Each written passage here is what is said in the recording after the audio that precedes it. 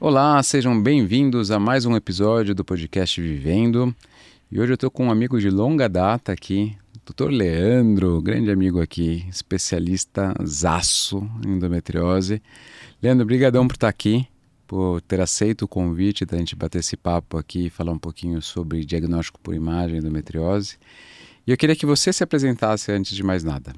Obrigado, Patrick, um amigo de muitos anos. Não entrega tanto, vai. Não, mas era da época do HC, né, Patrick? E obrigado, para mim é um prazer estar aqui também. Eu sou especialista no diagnóstico por imagem da pelve feminina há quase 20 anos já. Hoje eu trabalho basicamente só com mulheres, fazendo tanto ultrassom quanto ressonância magnética, que são os dois melhores métodos para avaliação da pelve feminina, independente da endometriose. E atualmente eu trabalho no Laboratório Alta e também no Hospital Albert Einstein, lá no Morumbi. Maravilha, maravilha. Acho que temos todo um background bom aqui. Poxa, 20 anos já, meu. Sério anos. mesmo. Nossa, tá entregando, hein? 18. Tá entregando. 18. Não vamos entregar. Mas você é mais novo. Eu tô formado há 21. Formado. Eu tô formado há 24. É. Leandrão, como você foi parar nessa subespecialidade de pelve feminina? Legal. Então, quando a gente termina a residência de radiologia, que são 3 anos, você sai formado como um radiologista geral, né? Então você tem a formação tanto de ultrassom, quanto tomografia, quanto ressonância magnética, e tem um conhecimento muito amplo, desde a parte de neurologia, abdômen, tórax, músculo esquelético. Mas a gente acaba não tendo uma capacidade muito boa para fazer uma avaliação de tudo, né? Ainda mais num mercado como São Paulo, em que a gente vive muito as subespecialidades, acaba tendo pouco espaço para um generalista. Porque o generalista sabe um pouco de tudo, mas num mercado tão exigente como São Paulo não é assim.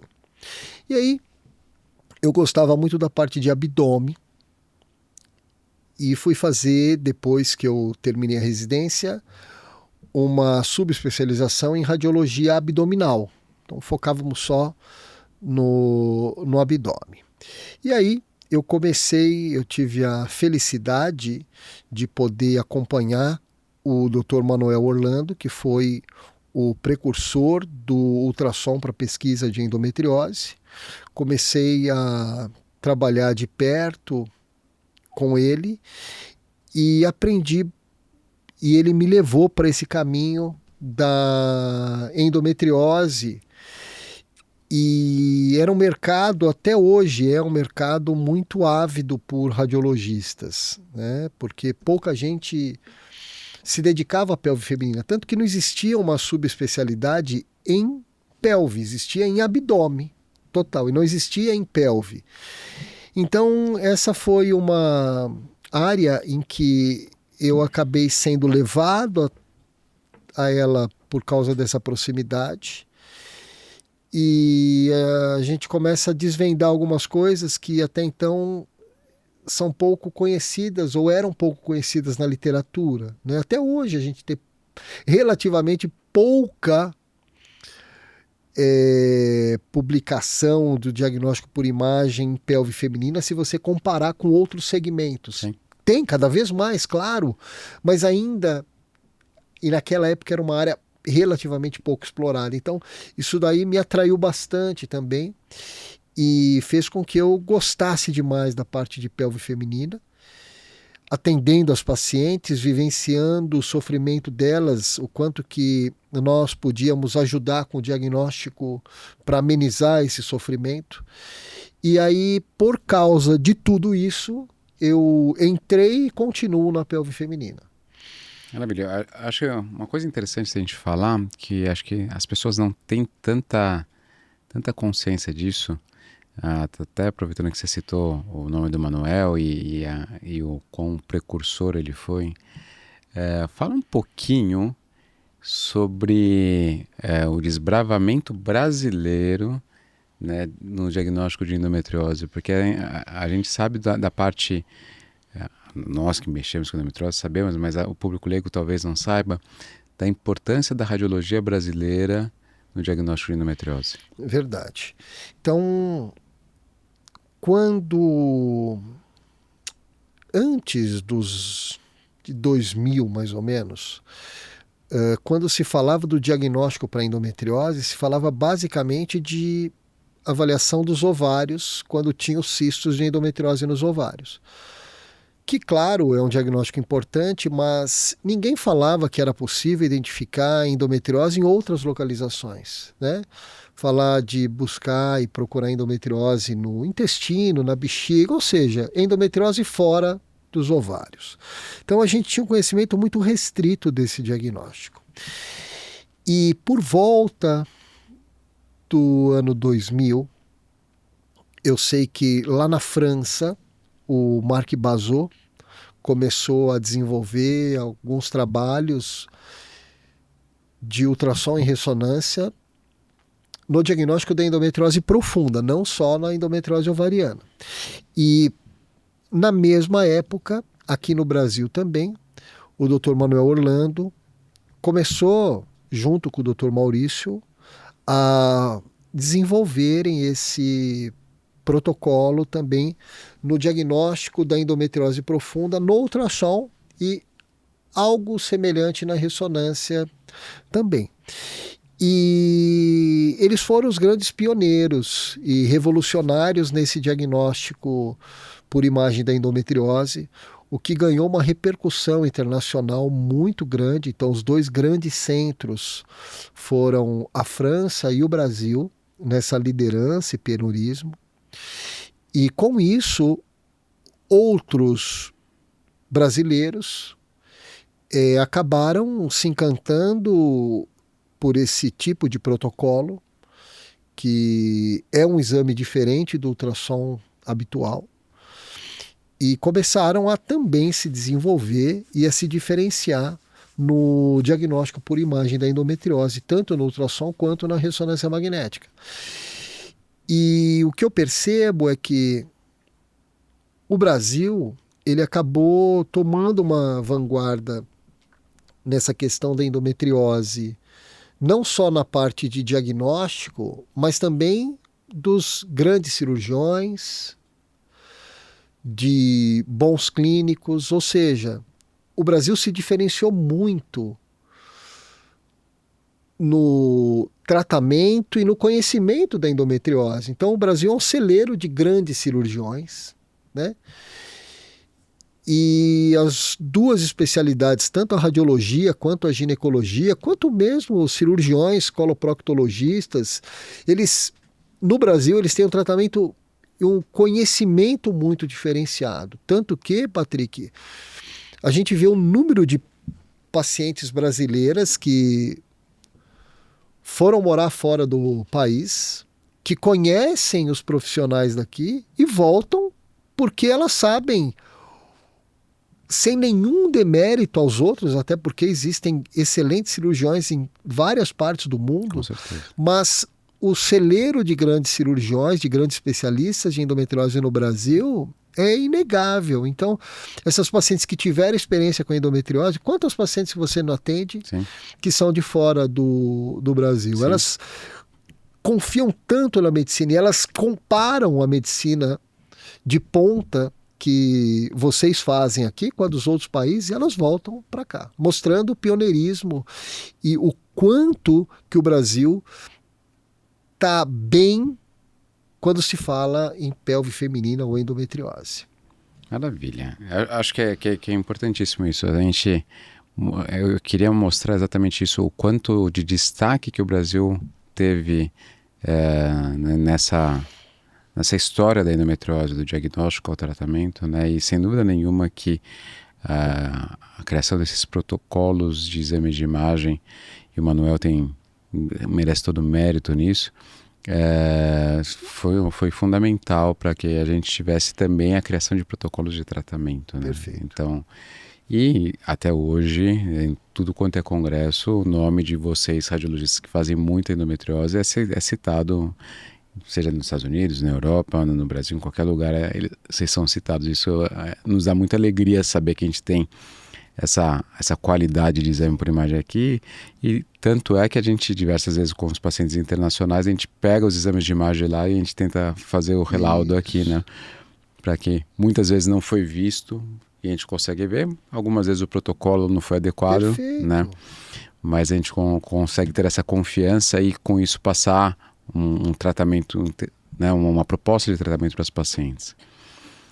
E aí, eu sei que antes de mais nada a gente vai falar sobre a ressonância, a gente vai falar sobre ultrassom com preparo, mas antes disso, quero começar com um assunto polêmico, entre aspas, mas que poderia nos ajudar demais no encurtamento do tempo diagnóstico para endometriose. A gente sabe o quanto as pacientes fazem o exame de rotina. Faz o Papa Nicolau, faz ultrassom de mamas, faz ultrassom transvaginal. Puta, Leandrão, no ultrassom de rotina de endometriose não daria para... No ultrassom de rotina ginecológico não daria para ver endometriose? Essa pergunta é muito boa. Então, eu vou expor para você 2 aspectos que eu julgo importante de serem comentados. O primeiro é que no ultrassom de rotina, como foi assim que todos nós aprendemos na radiologia, que o ultrassom transvaginal ele servia para avaliação do útero e dos ovários. Então, normalmente, o que a gente tem a formação básica? Que você vai fazer ultrassom transvaginal e você vai olhar o útero e os ovários. Única e exclusivamente. Única e exclusivamente. Ou seja, você não tem um campo de visão que foge disso. Aí, se aquela paciente tem um cisto de endometriose no ovário, opa, você Beleza. consegue ver. Agora, e quantas que têm endometriose profunda, que são mais preocupantes do que o próprio cisto de endometriose? E se você não olha para aquela região, você não sabe o que procurar, você não sabe interpretar o que você está vendo. Então, infelizmente, esse é um déficit de formação. E se você parar para pensar no histórico do diagnóstico de endometriose por imagem, a gente está falando aí de 20 anos, mais ou menos. Então, para a medicina, é muito pouco tempo. Ou seja, ainda não deu tempo de tantas pessoas se familiarizarem de forma adequada. Patrick, é incrível, mas a gente, infelizmente, ainda tem colegas que falam que o diagnóstico de endometriose é só através da cirurgia. É cada vez mais raro. Sim. Né? Mas ainda é um conceito que se ficou ainda por trás tem gente que pede há tantos anos. CA-125, né? Exato. Então, para a história da medicina, isso ainda é algo que as pessoas precisam olhar. É possível fazer esse diagnóstico mesmo sem preparo intestinal? Sim, é possível. Mas desde que você tenha um olho treinado, que você tenha o conhecimento da doença. Aí sim, você vai fazer o exame e vai, mesmo sem um preparo intestinal, olhar para as outras regiões. E na maioria das vezes, você consegue sim falar que tem endometriose. Claro, quando você faz um protocolo diferenciado, com preparo intestinal, você vai conseguir definir com mais precisão algumas lesões. Agora, se você me pergunta, Leandro, uma pessoa que tenha o conhecimento do diagnóstico por imagem endometriose, se ela fizer digamos exame... que, vou até te interromper, digamos que o Leandro surtou e mudou para o interior de qualquer estado, interior do Pará. Uhum. Você quis tirar, sei lá, um ano, entre aspas, sabático, e você resolveu, para não deixar de fazer alguma coisa, você foi atender ultrassom rotina. Isso aí. Ultrassom rotina no interior do Isso Pará. Aí. Tá bom? Você vai fazer diagnóstico de endometriose? Vai fazer um monte. O que vai fazer a diferença do protocolo adequado é você identificar lesões às vezes menores ou aquelas lesões intestinais que são um pouquinho mais longe do reto, lesões pequenas. Isso daí faria diferença no preparo, mas a grande maioria das lesões a gente vai conseguir ver. E aí eu ia comentar o segundo ponto, que é chato, mas a gente precisa ser realista. Então, primeiro é a capacidade, o treinamento das pessoas de fazerem. O segundo ponto é o quanto que no mercado de trabalho atual os radiologistas ou os ultrassonografistas podem se dedicar um tempo adequado àquela paciente. Sim. Infelizmente, essa é uma realidade. Então, quantas pacientes que às vezes não falam, nossa, eu fiz um exame de ultrassom transvaginal e o médico demorou menos de 5 minutos. Ou seja, existe uma pressão dos laboratórios, às vezes, dos planos de saúde. Então você tem um problema de remuneração, de número de exames a serem realizados. Ou seja, existe também essa questão logística por trás desse mercado. Então, muitas vezes, Patrick, o médico que está fazendo o exame, ele não tem o tempo adequado para se dedicar àquela paciente. Vou até trazer um exemplo aqui. Tem um amigo meu, saído da residência, eu lembro dessa história como se fosse hoje, saído da residência, ele foi atender num laboratório de periferia, não lembro o nome, não estou mentindo, não lembro realmente o nome, e ele falou para mim, pá, eu faço de 15 a 20 ultrassons transvaginal por hora. Então... E aí eu parei assim e falei, PQP, não é possível isso. Né? Então, realmente, não tem como você fazer diagnóstico de nada. Quiçá medir adequadamente o tamanho dos ovários. Né? Deposição gasosa deve reinar nos laudos. Isso. É uma pena, porque no final, claro, a gente está diante de um espectro, né? Que bom que nós conseguimos fazer hoje uma medicina diferenciada. Mas nesse espectro, você tem desde esse tipo de colega que, infelizmente, nessa situação, às vezes, eu finjo que faço o exame de forma adequada e a paciente finge que está sendo atendida. Ou o governo finge que está prestando essa assistência à população. Sim. Ou o laboratório, seja ele. Então, no final, não, tudo bem, nós cumprimos a meta de fazer tantos exames. A que custo, né? A que custo? Exato. Né? Então, é chato, mas é uma realidade. A gente precisa trazer isso de forma clara. E até comparando com a ginecologia, eu lembro quando eu terminei a residência, o consultório não tinha paciente, né? Sim. Fui atender um ambulatório de convênio, eu fiquei 2 meses, eu não aguentei mais que isso.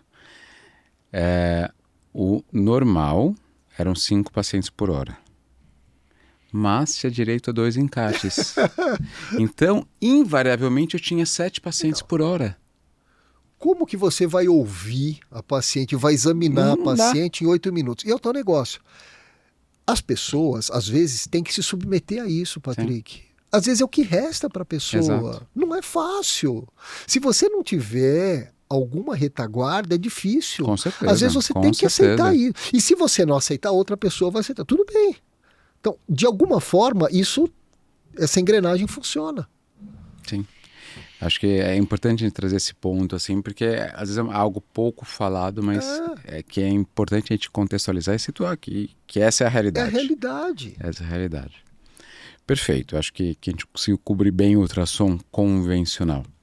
Então vamos entrar no mérito, na briga, vai. Ultrassom com preparo e ressonância, que não é bem uma briga, mas para a gente entrar nessa briga eu vou jogar a pergunta. O que é melhor? O ultrassom com preparo ou a ressonância?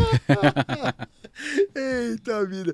Bom, eu vou fazer o seguinte, eu vou sendo bem transparente. Então, o Patrick comentou da briga de ultrassom versus ressonância. Porque a gente sabe que tem radiologista que só faz um deles. Isso. Então, o que acontece?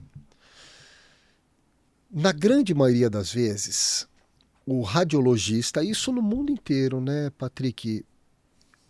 O radiologista, ele tem uma formação muito mais direcionada para ressonância magnética ou para tomografia do que para ultrassonografia. Então, quando se fala em endometriose ou pelve feminina, isso é uma regra. A grande maioria dos radiologistas só faz ressonância magnética para avaliação de endometriose. E os ultrassonografistas, que não são radiologistas, eles só fazem ultrassom para pesquisa de endometriose. E claro, quando você faz isso, mesmo que você tente ser muito ponderado, às vezes a sua vivência, ela é muito enviesada, porque você só conhece aquele método. Então você se agarra naquele método e tira o melhor daquele, mas esquece, às vezes, de ponderar as limitações daqueles métodos.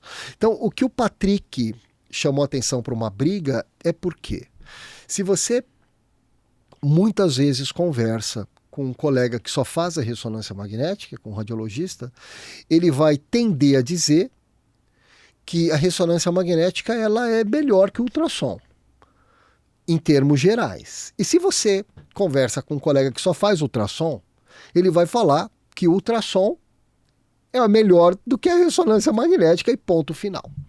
Então, eu posso falar sobre isso sem nenhum viés, porque eu sou radiologista, mas eu faço os dois métodos e eu já faço 50% ressonância e 50% ultrassom. Então, sendo muito transparente, os dois métodos eles evoluíram bastante também nos últimos anos, com melhorias de equipamento, melhorias de conhecimento nosso mesmo. Graças ao retorno que a gente tem também dos casos, sim, dos grandes cirurgiões que nos dão o feedback, como você. E o mundo ideal.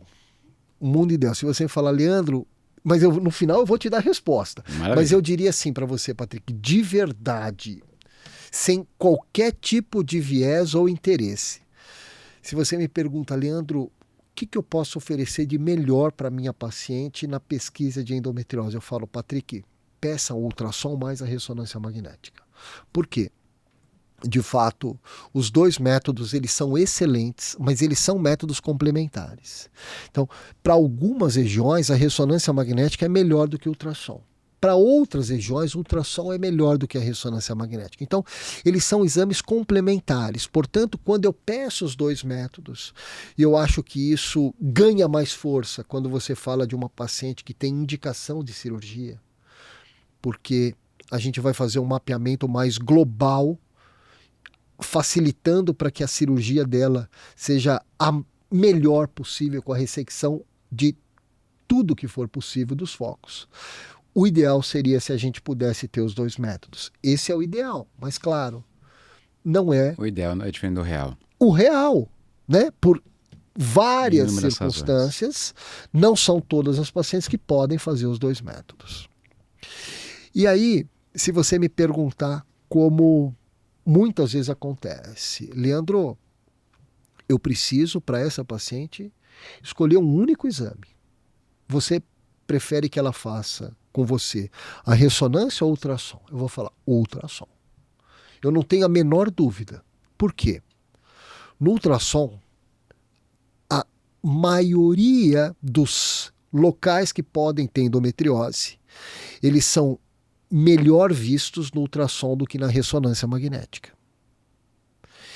E uma outra região que às vezes ela tem uma análise muito precisa, que é o intestino. E a gente sabe o quanto que, para o diagnóstico de lesões intestinais, isso pode mudar a forma de abordagem. Então, se eu falo, olha, Patrick, essa paciente tem uma lesão intestinal que eu vi no ultrassom e não vi na ressonância magnética. Você vai, e ela tem indicação cirúrgica. Você vai para a cirurgia, provavelmente junto com o coloproctologista. Sim. Então, É diferente, por exemplo, Patrick, de eu falar, tudo bem, eu não vi uma lesão no peritônio vesco-uterino ou uma lesão de bexiga pequena. Se você foi para a cirurgia, mesmo eu não tendo visto essa lesão, A gente não resolve. tem problema. Você, olha, o Leandro não viu, mas tudo bem, eu mesmo vou fazer a ressecção dessa lesão. Então, acaba não fazendo tanta diferença no resultado final, porque a abordagem você vai fazer a abordagem do mesmo jeito. Agora, se você sabe que para ter uma cirurgia mais completa, uma coisa básica é você saber se você vai ou não, por exemplo, com um coloproctologista. Se eu tenho um método que é melhor do que o outro para definir a presença ou ausência dessa lesão, eu acho que esse é um método que, por causa disso, já ganha muito peso. A ressonância ela é boa para avaliação de intestino, mas o ultrassom ele é superior. Então, eu diria que, até por causa da montagem da equipe multidisciplinar, o ultrassom acaba ganhando peso. Então, o exemplo é, eu faço uma ressonância e não vejo uma lesão de intestino. Aí o Patrick vai para a cirurgia, com o laudo que não tem lesão de intestino, chega lá e ele vê uma lesão no ilho, vê uma lesão no sigmoide, e ele não está preparado para fazer essa abordagem. O coloproctologista não está. Então, olha o impacto negativo que eu tenho.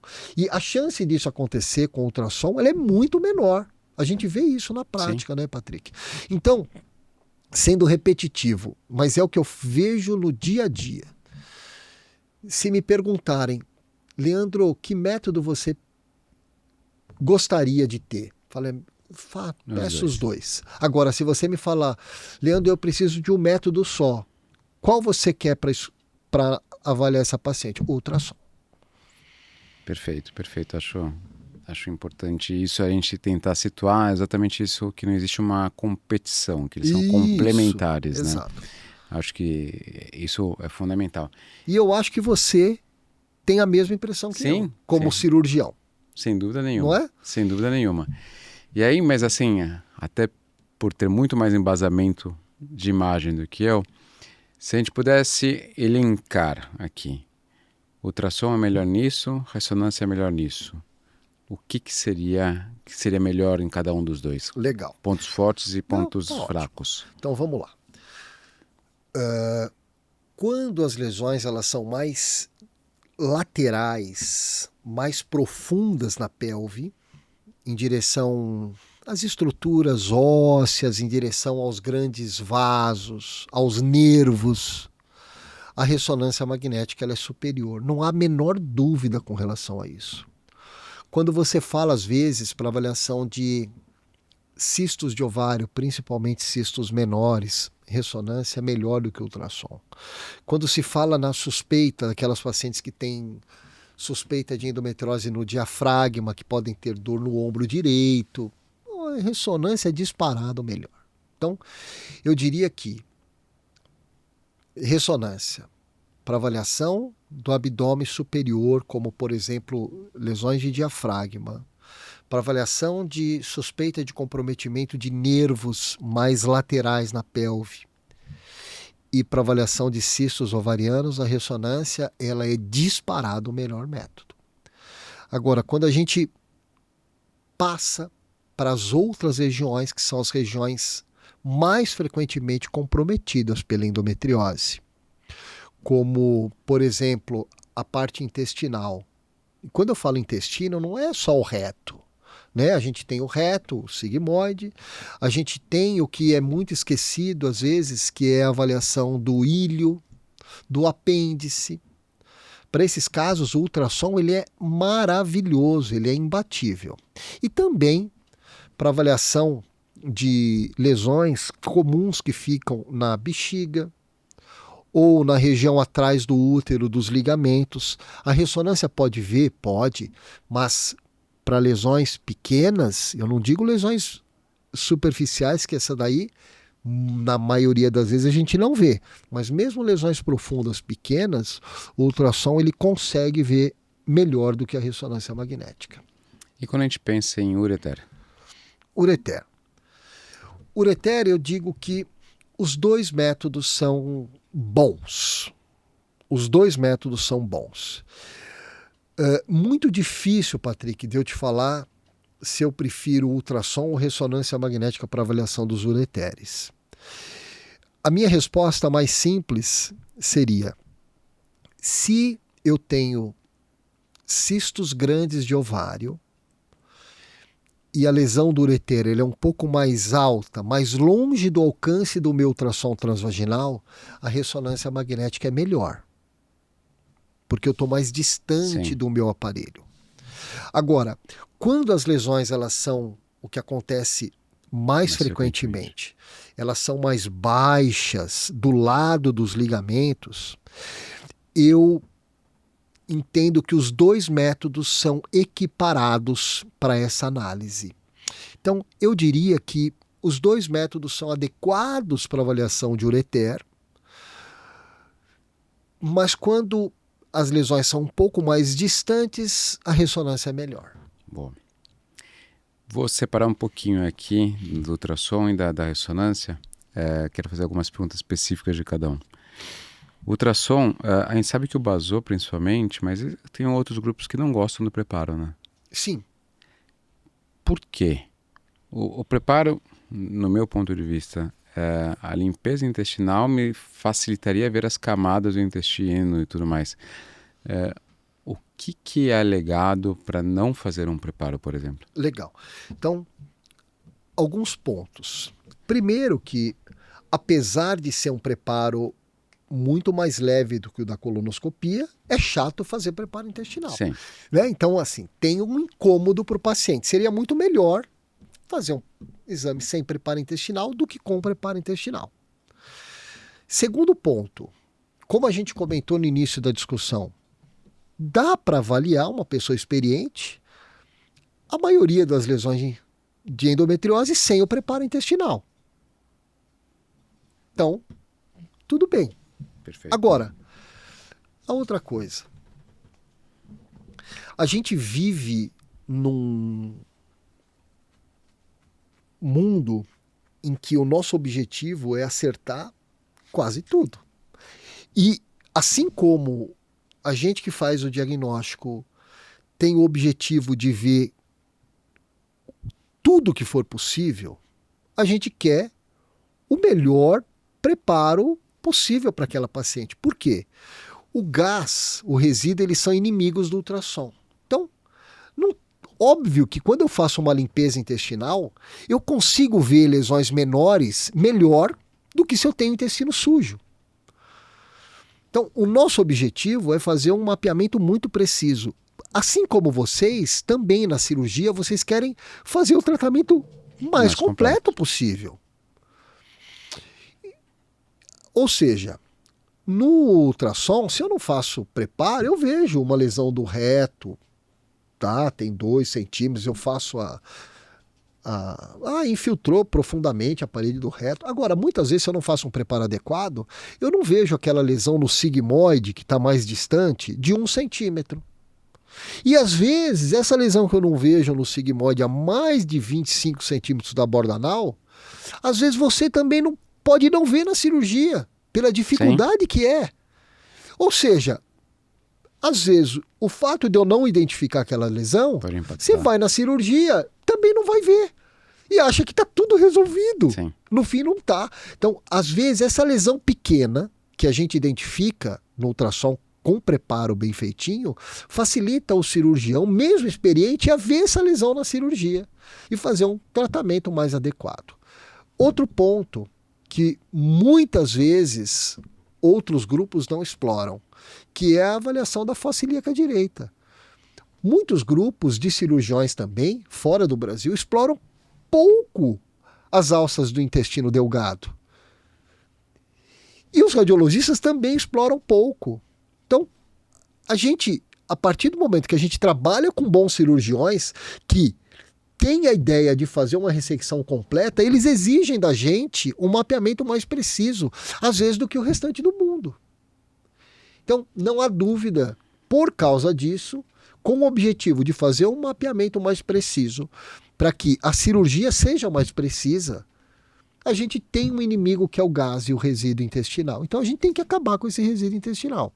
Dá para ver a maioria das lesões sem preparo? Dá para ver.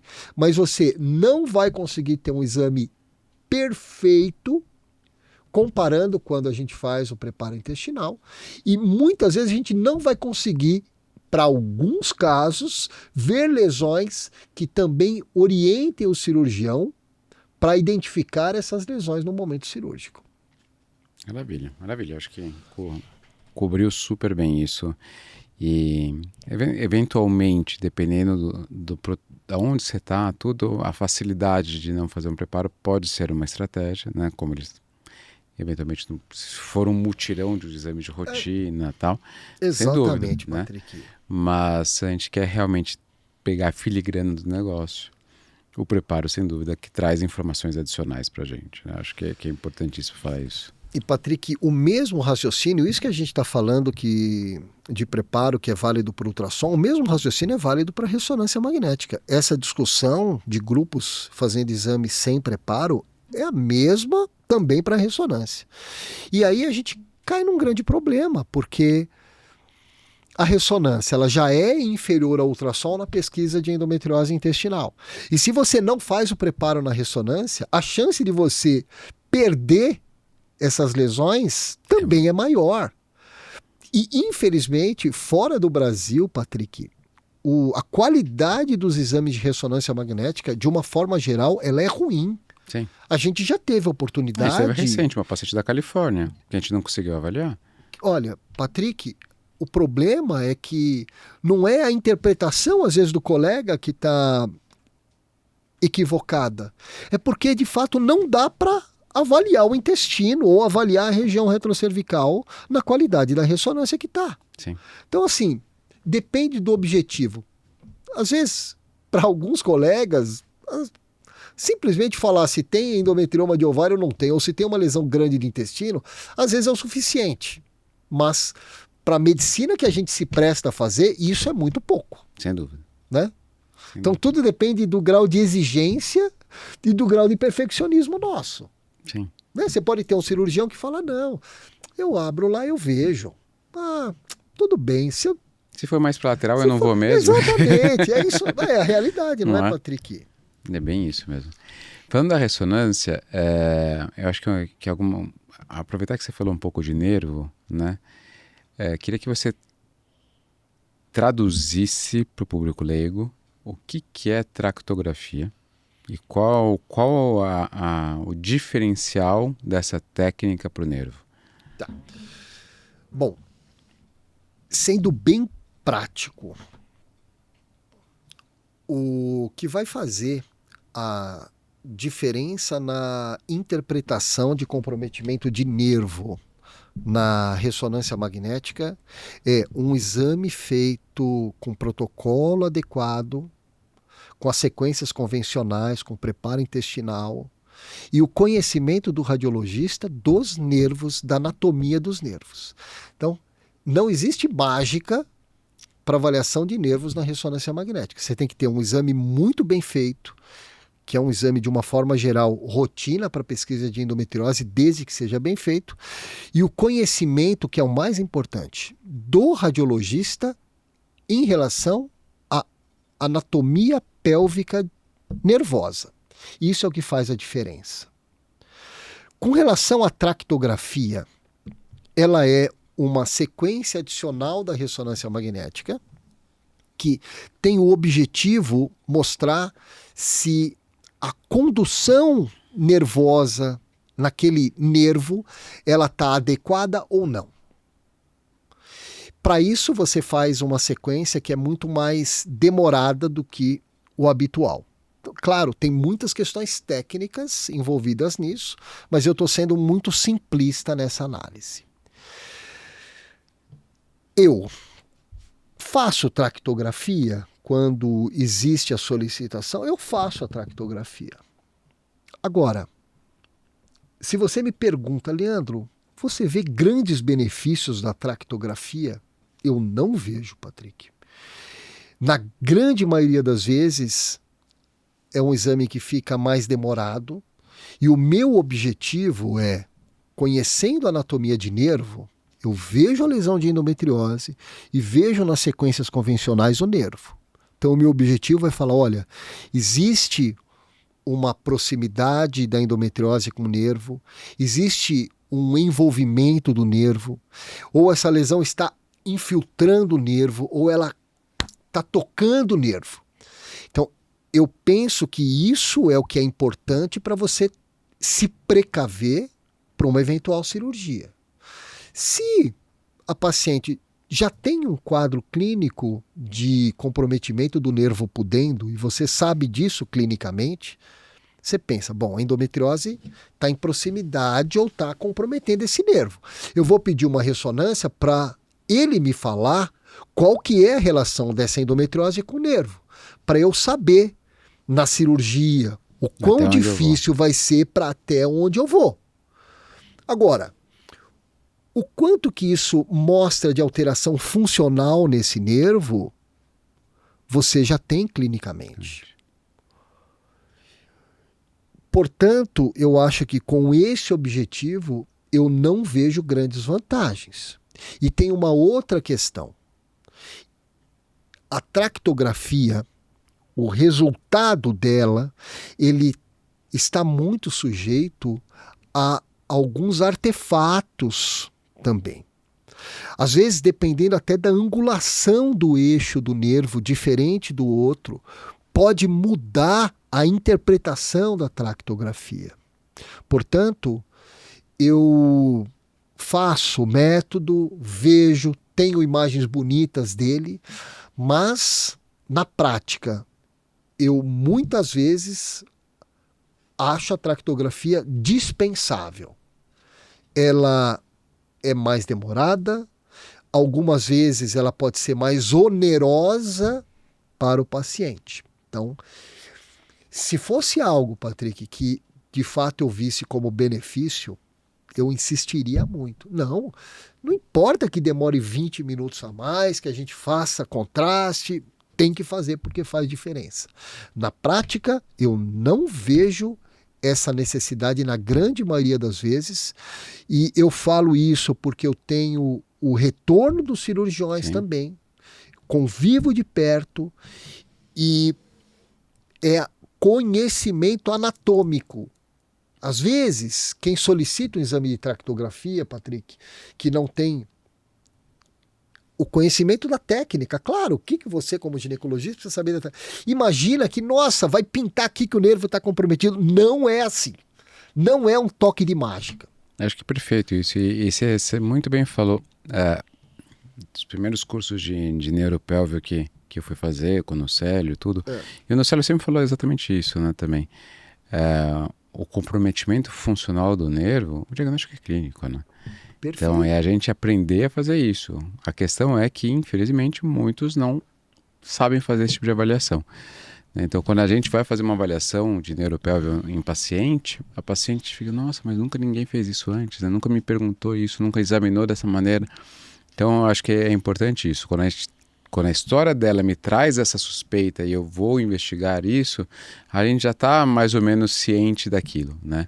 Então, a gente faz o exame da ressonância justamente para comprovar o tamanho da lesão, enfim, saber a extensão da cirurgia e tudo mais, mas quem sabe é que a gente vai ter que dissecar aquilo, porque de alguma maneira ele está comprometido, seja infiltrando propriamente, ou seja, só uma compressão extrínseca, que graças a Deus é a maior parte, a gente já sabe, né? Então, acho que é fundamental isso. Patrick, eu acho que tem algumas coisas na medicina que a gente tem que saber direitinho qual que é a real necessidade daqui. A mesma coisa. Poxa, eu não posso esperar fazer um diagnóstico de uma hepatite aguda na ultrassonografia ou na ressonância magnética. Poxa, é um diagnóstico clínico e laboratorial? Ah, é possível ver isso numa ressonância? Muitas vezes é, mas, poxa, peraí. Sim. Peraí. Exatamente. E aí eu queria trazer um outro assunto que a gente sabe que existe, que é claustrofobia. Vou até falar, porque um grande amigo nosso, o Caraça, por exemplo, ele é claustrofóbico pra caramba. Uma vez a gente estava no Congresso Americano, o moleque... Ah, é? A gente foi fazer o passeio de helicóptero Grand Canyon. Ele escolheu a empresa mais cara, mais bem avaliada, não sei o que lá. Tá. O cara fechou o helicóptero, ele, preciso sair. É mesmo, Cara, Patrick? então, uma menção ao meu querido amigo Caraça, não podia deixar, né?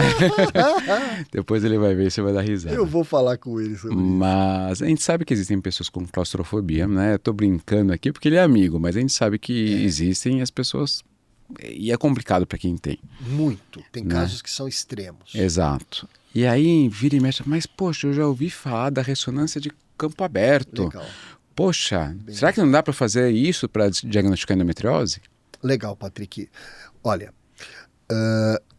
claustrofobia, a gente tem uma margem ampla que vai desde pessoas que têm uma claustrofobia leve e que conseguem fazer o exame de ressonância. Então, às vezes, auxiliar de enfermagem fica próximo da paciente, entra um acompanhante, consegue fazer. E tem aqueles casos que não tem como. A paciente, quando entra na sala, ela já quer sair. Só de imaginar que ela pode ficar dentro daquele tubo. Eu vou fazer um parênteses, uma coisa, eu fiz uma ressonância no alta. Do que tinha sido? Acho que tinha sido da coluna. Cara, vocês me deram um óculosinho com um fone de ouvido. Eu fiquei assistindo um show do Michael Bublé enquanto eu fazia a ressonância. Eu nem percebi que eu estava na ressonância. Foi espetacular, espetacular. É isso aí. Então, mas continua. Não, mas foi bom você ter lembrado porque eu tinha esquecido de fazer esse comentário. Então foi bom você ter lembrado. Então, existem algumas técnicas para um paciente que tem uma claustrofobia que não é tão acentuada. Então, põe um óculos, ela às vezes vê um filminho ou vê um show, põe um fone de ouvido, ouve uma música e você consegue ludibriar esse ambiente ruim. Agora, existem casos em que isso não é possível mesmo. Estratégias quando a paciente tem uma claustrofobia que é incompatível com realizar o exame de ressonância magnética. Primeiro, ela não fazer a ressonância e fazer ultrassom, certo? Agora, se ela precisa fazer a ressonância, é fazer a ressonância com sedação. É uma sedação tranquila, feita por um anestesista. Então, o anestesista, ele está no setor, ele já faz a anestesia antes dela entrar na sala de ressonância, até para evitar aquele impacto de chegar na sala, mesmo que ela não esteja dentro do tubo, mas já faz a anestesia antes. E aí a gente entra na ressonância magnética e faz a ressonância com anestesia com muita segurança. Então, é possível fazer dessa forma. O que eu insisto muito, Patrick, independente do grau de claustrofobia, é que a gente não precisa na ressonância ficar perdendo tempo com o que é dispensável na avaliação de endometriose. Porque mesmo o paciente que não tem claustrofobia, ninguém gosta de ficar muito tempo dentro daquele tubo e ouvindo aquele barulho chato.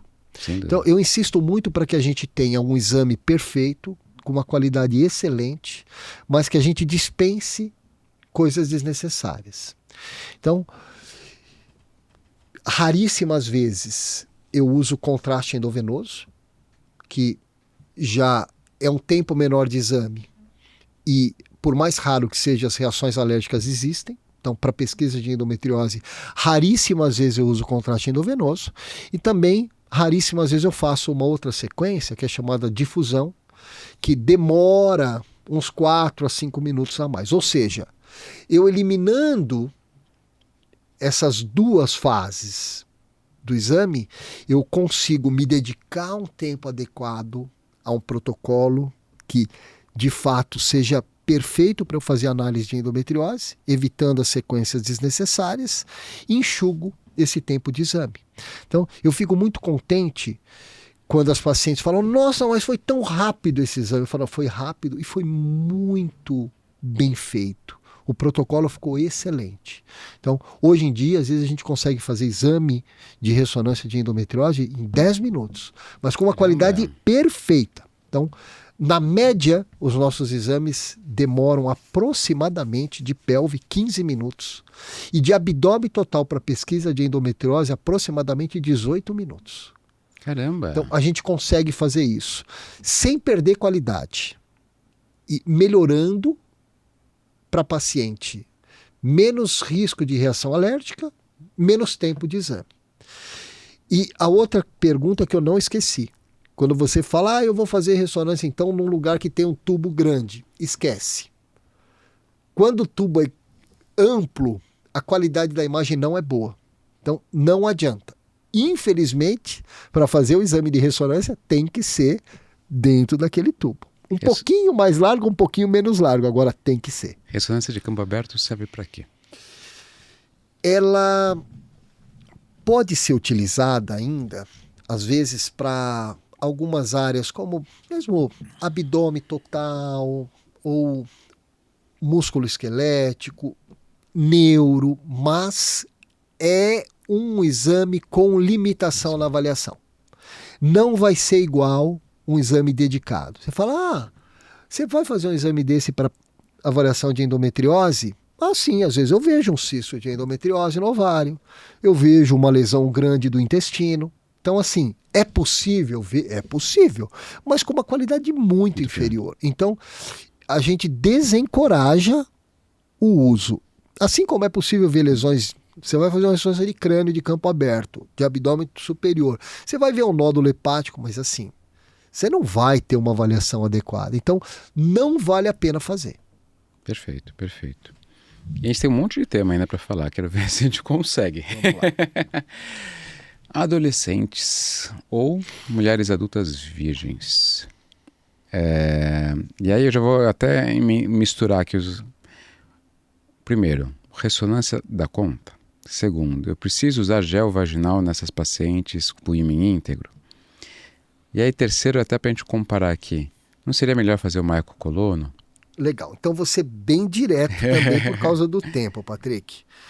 Pacientes que não tenham tido relação sexual, o melhor exame para pesquisa é a ressonância magnética, não tem a menor dúvida. Porque, de novo, apesar da ressonância não ser o melhor método para avaliação de intestino, ela é um método muito bom. Então, para essas pacientes, vai fazer a ressonância magnética. Opções. A ecocolonoscopia, que o Patrick comentou, é um método que está muito em desuso. Para vocês terem uma ideia, ele é um ultrassom, só que feito de forma transretal, com um aparelho um pouquinho diferente. Então, a paciente faz com sedação, em ambiente hospitalar. É um exame mais agressivo, digamos assim. E uma opção que eu fiz algumas vezes, mas que eu desencorajo, é fazer ultrassom transretal de pacientes virgens. Mas, de novo, é um método desconfortável, chato, dá para ver super bem. Se você faz ultrassom transretal, você vê tão bem quanto praticamente toda a cavidade como o ultrassom transvaginal. E com uma avaliação muito mais precisa do reto, só que você tem uma mobilidade mais dificultada.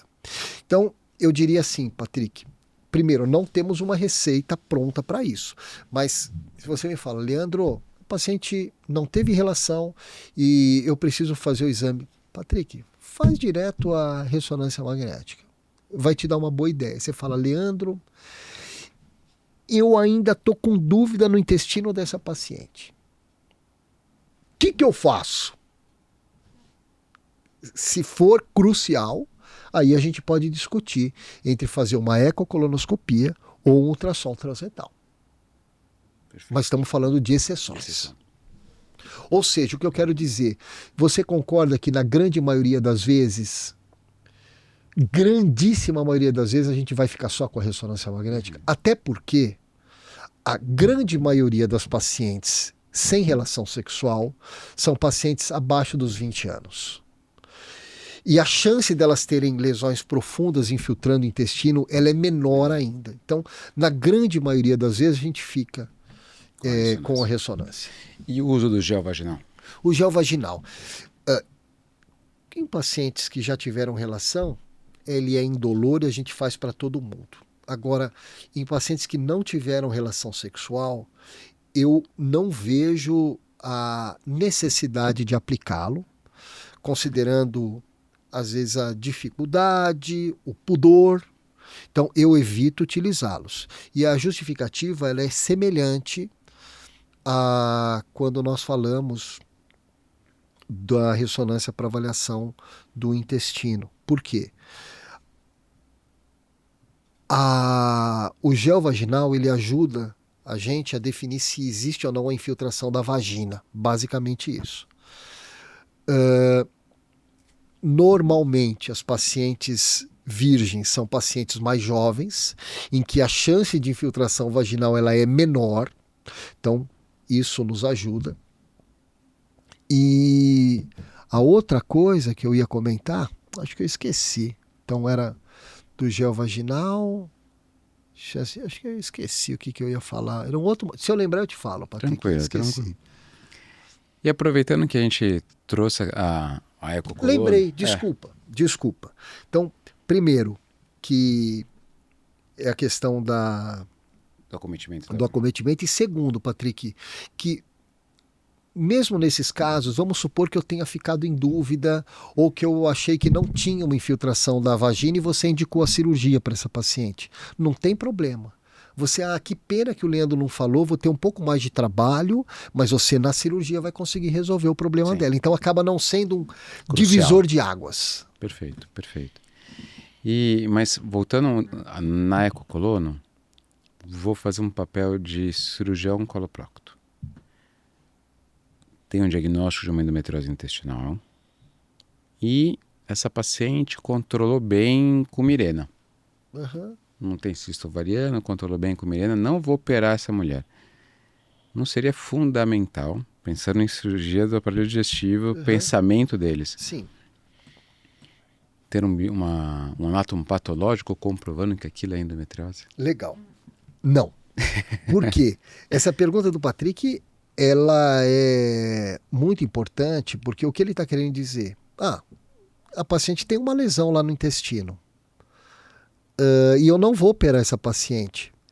Quem me garante que aquilo não é um câncer? Exato. Não é, Patrick? Então, a resposta é não, porque o aspecto da endometriose, tanto no ultrassom quanto na ressonância magnética, ele é típico para avaliação do reto e do sigmoide. A gente tem uma exceção só, que é o apêndice.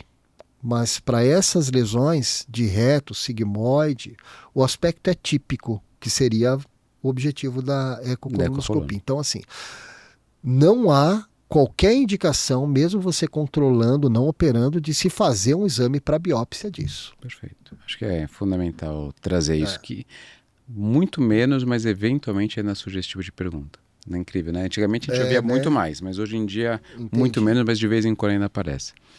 E aí você falando de aspecto típico, pensando em segmento pós-operatório dessas pacientes, como diferenciar uma recidiva de fibrose pós-operatória?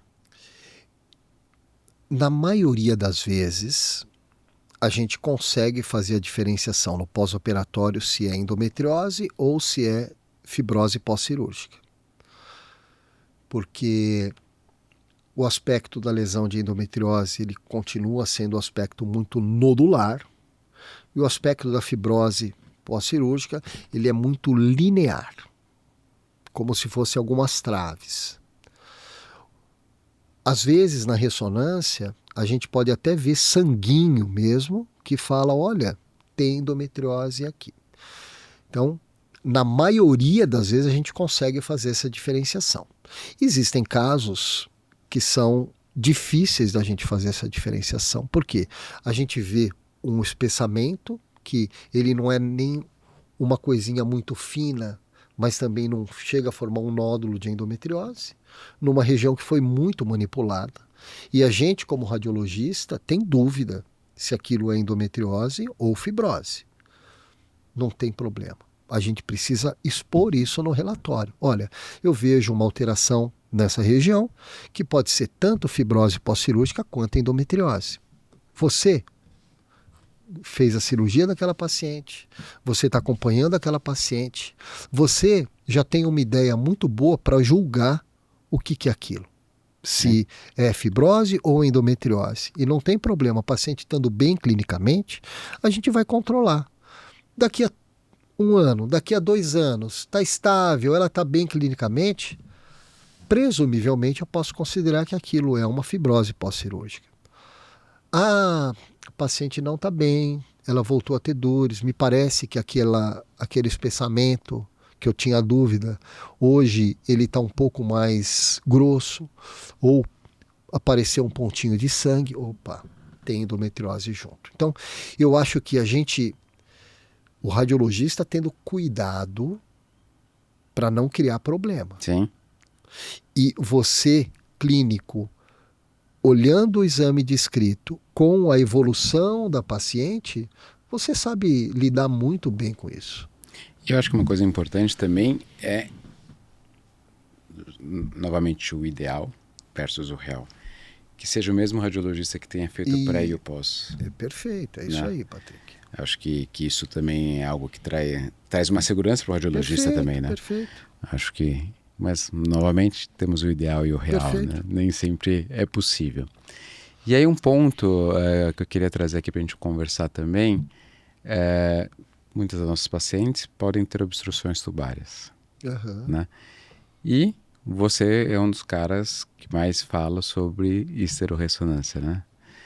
Fala um pouquinho o que é, o que pode ser feito em relação a isso, quais as vantagens de fazer uma ressonância de uma histerografia em separado ou em conjunto. Legal. Então, eu vou tentar ser objetivo nessa resposta para não ficar muito longo.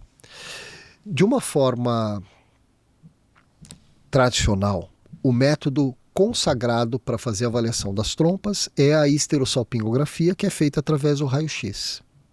Usando contraste e tudo. Esse é um método muito antigo e é considerado o melhor método, o método padrão ouro para o diagnóstico de avaliação tubária. Ponto. Então, se me perguntar, Leandro, qual que é consagrado? É a histerossalpingografia pelo raio-x, que existe há décadas, muitas décadas. Agora, a histerossalpingografia convencional, ela serve para avaliar apenas a cavidade do útero e as trompas. Ela não vai mostrar mapeamento de mioma, ela não vai mostrar ovários, ela não vai mostrar endometriose, ela vai dar os sinais indiretos de endometriose dependendo do comprometimento tubário. Ponto. Ela só serve para isso. Daí que vem a ideia da gente tentar fazer essa avaliação das trompas usando tanto o ultrassom quanto a ressonância magnética. Porque qual que é o nosso objetivo? Imagina que, perfeito, se eu conseguir, através de um único exame, juntar todas essas informações que a gente está falando, que o ultrassom ou a ressonância fornecem para mapeamento de mioma, avaliação de adenomiose, de ovários, de endometriose, junto com a avaliação das trompas em um único exame. Que eu não precise usar o contraste iodado. Então, daí que vem a ideia de fazer tanto o ultrassom e ou a ressonância magnética também para avaliação das trompas. A ultrassonografia para avaliação das trompas, ela já é mais amplamente utilizada, principalmente na Europa. Existe um contraste específico que é com microbolhas e tem bons resultados. Dificuldade da avaliação das trompas, de permeabilidade pelo ultrassom, é que muitas vezes a gente não consegue, às vezes, acessar de forma adequada a trompa quando o útero é muito volumoso ou o cisto de ovário é muito grande. E segundo, você observa basicamente se a trompa está pérvia ou não. Ou seja, você perde alguns detalhes com relação à parede da trompa que você tem na histerossalpingografia. Mas de uma forma geral, ela é muito útil já para essa avaliação. Ressonância magnética, que foi algo que eu comecei a fazer já tem 6 anos para avaliação das trompas. Então ela tem a mesma vantagem que o ultrassom. Além de fazer um mapeamento preciso de todas as estruturas pélvicas, você faz a avaliação das trompas.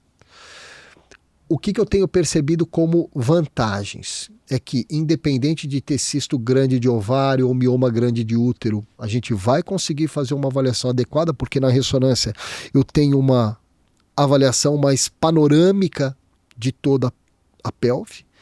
E também eu consigo ver melhor a parede da tuba, assim como eu vejo na histerosalpingografia convencional. Ou seja, eu vejo que eu não perco para a histerosalpingografia convencional como ultrassom. De uma forma geral, os dois métodos são muito bons. Mas eu tenho uma preferência, considerando a avaliação da parede da tuba, também pela ressonância. Eu faço os dois métodos, Patrick, ressonância e ultrassom. Eu acho que os dois são muito bons. Mas para avaliação das trubas, por causa disso, eu prefiro a ressonância magnética. Vantagens disso. Primeiro, por menor que seja a radiação da histero pelo raio-x, que é a histero convencional, ela existe. Sim. Ela é pequena, mas ela existe. Isso não tem no ultrassom e na ressonância. Segunda vantagem. Na histero pelo raio-x se usa contraste iodado. Na ultrassonografia e na ressonância a gente não usa contraste iodado. É basicamente soro fisiológico, digamos assim, que é inócuo. Sim. Ou seja, não dá peritonite química. E na minha experiência, os pacientes têm menos dor fazendo através do ultrassom e da ressonância do que através da histerosalpingografia. Então, no final, qual que é o nosso objetivo? Fazer um único exame, com um único preparo, Mais sem confortável. radiação e sem contraste iodado. Maravilha. Acho que respondeu super bem. E aí a gente consegue ter informações que vão nos ajudar muito no planejamento. Né? Isso. Então a gente chegar no intraoperatório com uma trompa obstruída é complicado. Tipo, eu vou arrancar essa trompa? Né? Então, eu ter discutido isso com a paciente antes, sem dúvida que é muito mais simples, né? Nesse relacionamento médico-paciente e é importante a gente poder trazer isso para ela, né? Então, é fundamental a gente falar sobre isso com elas e conseguir juntar em um único exame é o ideal, né? Eu acho, Patrick, alguns radiologistas mais convencionais ficam bravos comigo. Mas eu acho que é uma questão de tempo para a histerosalpingografia ser substituída por um desses dois métodos. Perfeito. Leandrão, caminhando para o final aqui. Vamos pensar aqui, a nossa maior parte da audiência é público leigo. Sim. O que você gostaria de deixar de mensagem final para quem nos assistiu até agora? Legal. Eu vou tomar liberdade de entrar um pouquinho no mérito clínico. Então, que acaba sendo o que eu vivencio quando eu faço os exames das pacientes. Não negligenciem os sintomas. Não acreditem que ter cólica é normal, porque sua mãe tinha cólica, porque da adolescência também era assim. Não. Então, a primeira coisa, valorizem os sintomas. Insistam com o seu médico. Ele tem que valorizar os seus sintomas de cólica, de dor na relação, de distensão abdominal piora no período menstrual. Tem que ser valorizado. A partir do momento em que a gente começa a valorizar esses sintomas, o especialista ele vai te pedir os exames adequados. E aí a gente vai conseguir fazer um diagnóstico clínico e por imagem de endometriose mais precoce. Se na sua família, sua irmã, sua mãe tiverem endometriose, comecem a ficar atentas a isso mais cedo. Procurem um especialista mais cedo. Tudo começa com um bom ginecologista, preferencialmente especialista em endometriose nesses casos. Procurando esses profissionais, eles já sabem o caminho das pedras. Maravilha, eu acho que é isso. A gente, mais uma vez, é uma coisa que a gente repete, mas o óbvio precisa ser dito, né? Sentir dor não é normal. Então, vamos valorizar os sintomas, ou ouvir os sinais do corpo, né? Prestar atenção nos sinais do corpo. Leandrão, brigadão. Acho que a gente conseguiu explorar um monte de coisa aqui. A gente até tentou dar uma resumida no final, porque tinha muita coisa para falar. Mas foi muito bom, acho que super didático. Você conseguiu expor de uma maneira bem clara tudo. Não tenho palavras para agradecer. Brigadão por estar aqui mais uma vez comigo, né, aceitando mais uma vez comigo esses convites aqui. Obrigado, Patrick. Parabéns pelo seu trabalho. Valeu. Gente, muito obrigado para quem assistiu até agora. Lembrem-se, sentir dor não é normal. Até a próxima.